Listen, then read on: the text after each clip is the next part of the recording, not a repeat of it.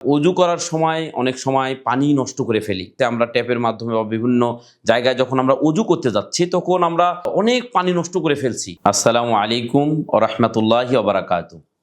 ইন্নাল হামদালিল্লাহি ওয়াহদাহু ওয়াসসালাতু ওয়াসসালামু আলা মান লা নাবিয়্যা বা'দা আম্মা বা'দ।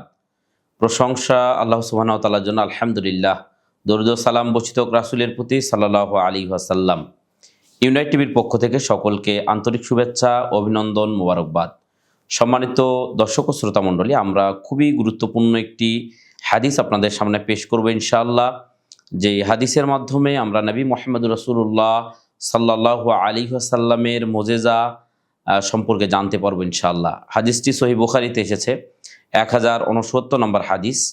বর্ণনা করেছেন আনাস ইবনে মালিক রাদিয়াল্লাহু তাআলা আনহু। তিনি বলেন যে একদা রাসূল সাল্লাল্লাহু আলাইহি ওয়াসাল্লামের সাথে আমার সাক্ষাৎ হলো।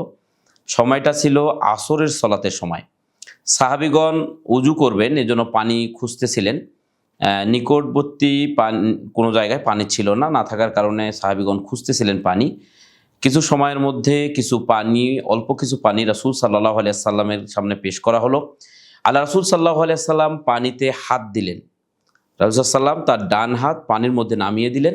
নামিয়ে দেওয়ার পরে সাহাবীদেরকে বললেন যে তোমরা উজু সেরে নাও। সাহাবীগণ সবাই উজু করলেন। সুবহানাল্লাহ। পানি অল্প ছিল। তো আনাস ইবনে মালিক রাদিয়াল্লাহু আনহু বলছেন যে আমি দেখলাম রাসূল সাল্লাম যখন হাতটা দিলেন, দেওয়ার পরে হাতের নিচ দিয়ে অবিরত পানি বের হচ্ছে। সুবহানাল্লাহ। এরপরে সাহাবীগণ সবাই একসাথে উজু করলেন, সবার উজু শেষ হয়ে গেল। এরপর আল্লাহ রাসূল সাল্লাল্লাহু আলাইহি ওয়াসাল্লাম উজু করলেন। সম্মানিত দর্শক ও শ্রোতা মণ্ডলী, এখানে আমাদের জন্য অনেক কিছু শিক্ষণীয় আছে যে রাসূল সাল্লাল্লাহু আলাইহি ওয়াসাল্লাম আল্লাহ রাব্বুল আলামিন তাকে কিরকম মুজিজা দিয়েছেন। সুবহানাল্লাহ।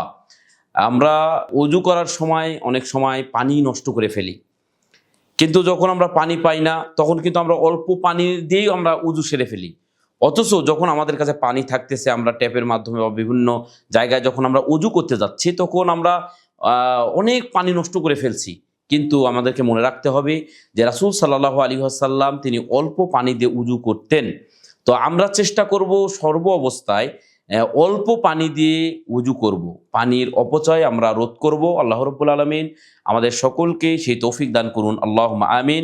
আসসালামু আলাইকুম ওয়া রাহমাতুল্লাহি ওয়া বারাকাতুহু।